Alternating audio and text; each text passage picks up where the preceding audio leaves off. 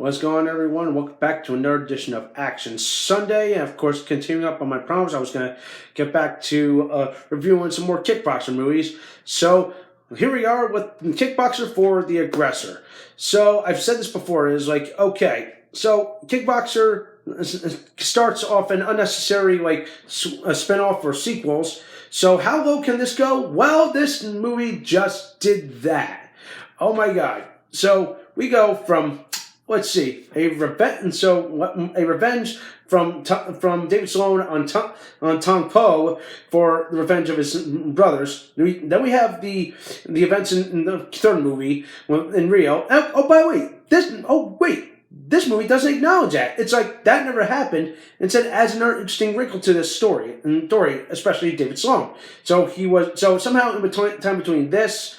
The third movie, well, that was not canon, and this one, somehow he's gotten married, and somehow she's been missing for 2 years. Why? Because Tong Po kidnapped her, once again, for revenge. It's pathetic.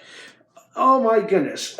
How low can they sink? It's like, why do we need this? It's unnecessary. And to make matters worse, they didn't even get the original Tong Po actor. All they got was a different guy, put the worst makeup job on him, and it was god-awful. And the result is laughably terrible. You can tell it's not him. Even from a distance, you can tell it's not him. But they might have used some kind of stock footage or bi-double. I have no idea what the heck they did there, but my goodness, that's how they did. But now let's talk about the plot. Like, how low can this story sink? Well, now supposedly, besides Tong Po kidnapping David Sloan's wife, he also decides to throw a little bit of a twist of the Enter the Dragon story, or I would say paying homage to that movie because he essentially throws a tournament, invites people from across the globe to his villa, and of course, of all places, Mexico, not Thailand. This is the part of the story that made me just go, why there? Then instead of Thailand, were they on a budget? Was there travel restrictions? What was going on here? But none of it made no damn sense. And of course, at least we were trying to catch up with it. I'll admit the fighting scenes were fine, but of course, then again, what was the purpose of tournament in the first place when all Tong Po can just do is just say, David, if you want your wife, just come to my villa. That's it. So it kind of makes the tournament pointless. But then again, I think I think there was just a reason just to make things interesting. But I think it just made it a little convoluted and nothing just clicked. It really was bad. There's not much other adjectives to describe this fourth movie.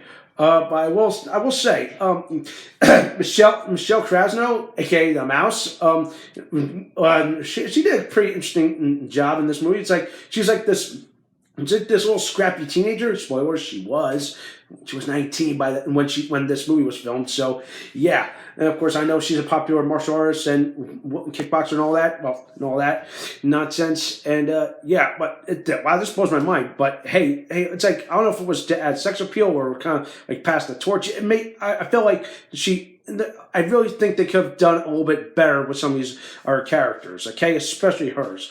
But hey, it was kind of interesting thing to see. Oh, okay. Here their paths crossed, and they're like, "Oh, you're going to the tournament too?" Yep. Okay, we'll see you there. Best of luck, kind of thing. So yeah, it's I have no idea. It was like I felt the whole thing was just slapdash heavy. I felt like this was seriously. You can tell this. There was definitely some problems with this movie, and like, I just can't believe this movie exists. It's like, why bother creating another sequel, an unnecessary sequel to a sequel of a popular movie made famous by Jean-Claude Van Damme?